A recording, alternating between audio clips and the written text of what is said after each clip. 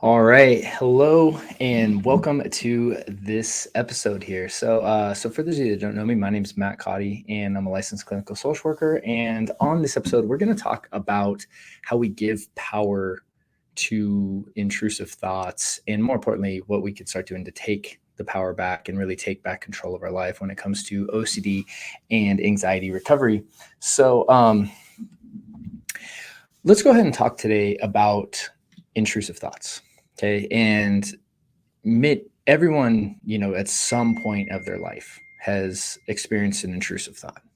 So when we're talking about intrusive thoughts, what we're really talking about here is this idea of these thoughts that kind of invade your conscious awareness, right? So think of it like a pop-up that you're like, you're going about your day, and you're on the internet, or and this kind of ad pops up, or you get this annoying text for like a spam text, or spam mail, whatever it is, right? But it kind of comes into your awareness against your will, right? It's not something you want to have.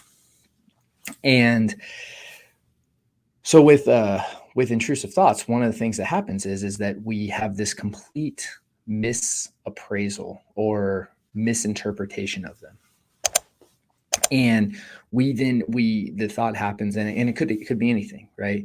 It could be an intrusive image, it could be an intrusive idea, it could be what if this, what if that. It really does not matter what the content is. Okay. But what happens is that experience happens, and we're keenly aware of it.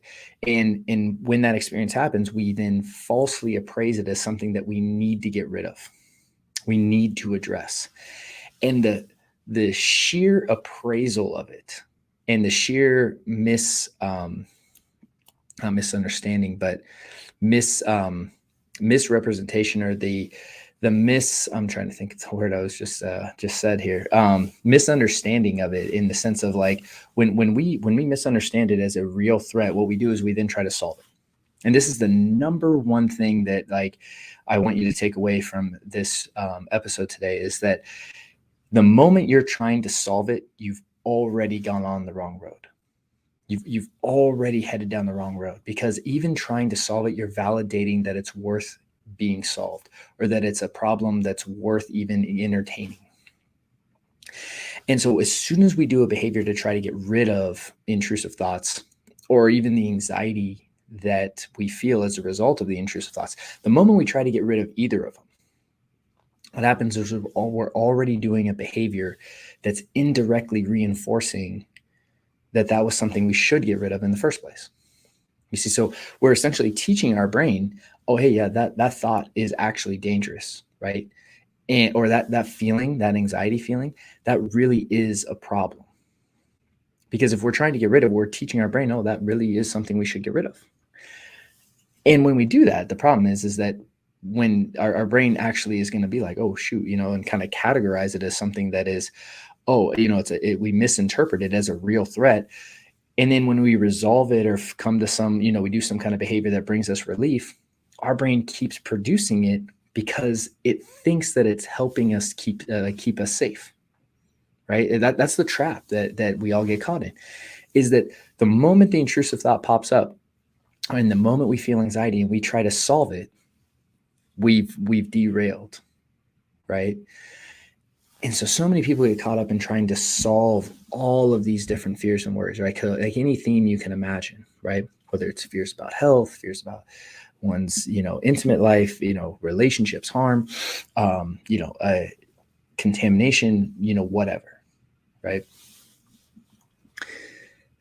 The thing that I really need you to hear, if you're looking to get better and really recover, is that if you're trying to solve it, you're doing something wrong, because you're validating indirectly that it's something that needs to be solved, versus something you can completely dismiss.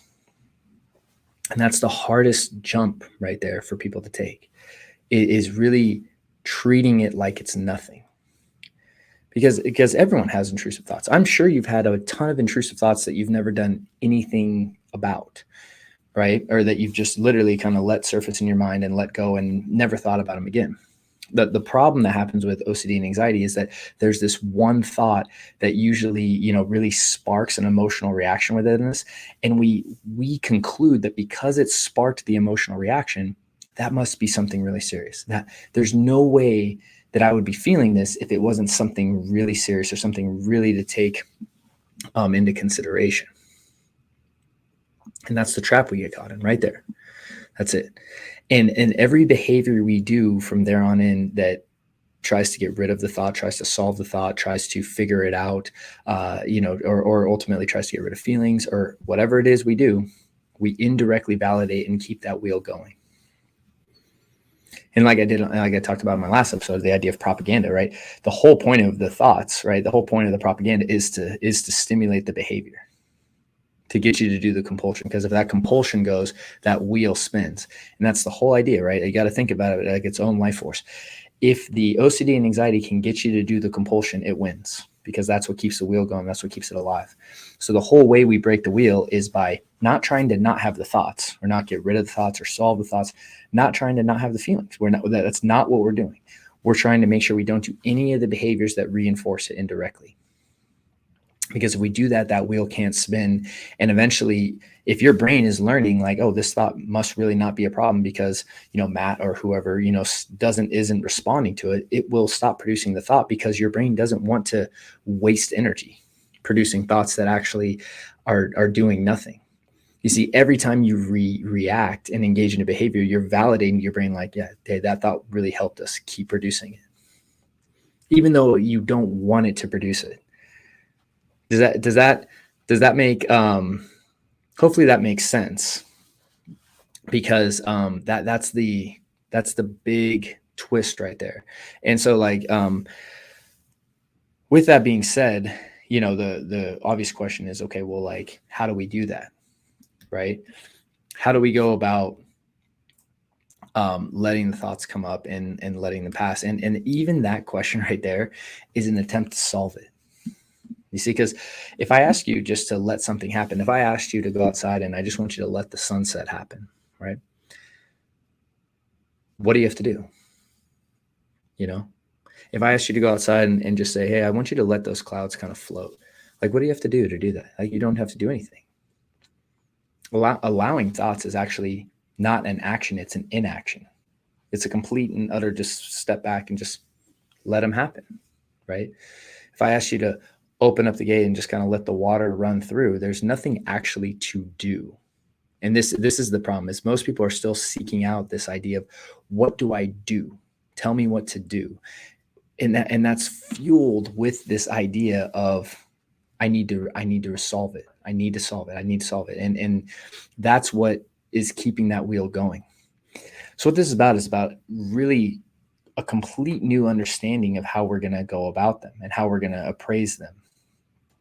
Because if you're misappraising the thought, or you're treating the thought like it's a real threat and treating it like it's something that needs to be solved, that is paradoxically what's keeping you stuck in that wheel, right? And it doesn't matter what it's about. It could be about anything. And new wheels can form about new things. So your relationship with your thoughts and your feelings is really the thing we're reappraising here, and we're reconstructing. Because if you're operating from a context of, I need to control my thoughts or I need to control my feelings, we're already heading down the wrong path there. So with that being said, the key takeaway from this episode today that I want to make sure you guys really take home is just this idea of, it's not about the thought and it's not about the feeling. It's a misappraisal or a misinterpretation that's happening. And again, that misinterpretation is subconscious in many ways. It's not like you're purposely choosing to interpret them this way. When you interpret them as bad or dangerous or, fill in the blank, that's what causes the reaction emotionally, which then causes the behavior to follow suit. So once we can understand that these thoughts aren't something we need to get rid of, or we need to fight, or, we need to do anything about, and then actually what we need to do is make sure we're not doing behaviors that reinforce them, the entire problem shifts into your favor. One of the most challenging things about OCD and anxiety is that you're trying to control something you can't control. You're trying to control your thoughts, right? You're trying to control your feelings, and we don't have control over those. But when you can start to shift your focus on controlling things within your control, being your behavior, the power dynamic shifts in your favor. And now this isn't something that you need to fight so much with, and doesn't have to cause you as much internal distress as, and as I've seen, these thoughts cause so many people, including myself. But what I'm really trying to just offer here in this episode is just a new way of understanding, especially when it comes to things like pure OCD and things like that. We're talking about intrusive thoughts in those various categories. I've seen, how much distress, is from personally, as well as, with many clients, how much distress that can really cause someone. So, really shifting that one gear right there and really understanding it is like, it's not the thought problem. It's not an anxiety problem. It's not the content of the thought problem. It's a behavior problem. And if I behave correctly every time, eventually my brain will reappraise this thought as a non-threat. Just like most other people who can have that same exact thought you're having and they don't have that reaction. The way we do that is by again, focusing on the behaviors and not trying to control the thoughts and feelings.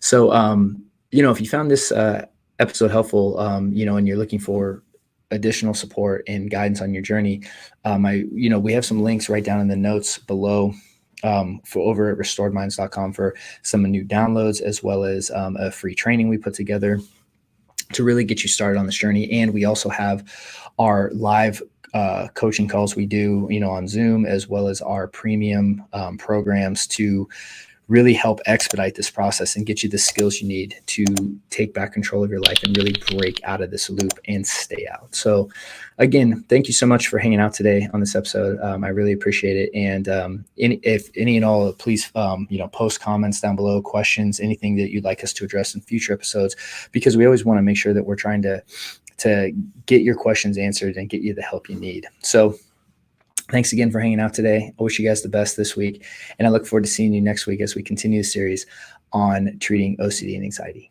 I'll see you later. Thank you so much for watching that video. And so if you're struggling with OCD and anxiety, I just wanted to let you know that we have a free training for you over at Restored Minds, where you can start learning how to use our AAA response to really break out of that loop and ultimately take back control of your life. And all you need to do to access is just click the little link below and you'll be taken to a page where you can register today. Thank you so much.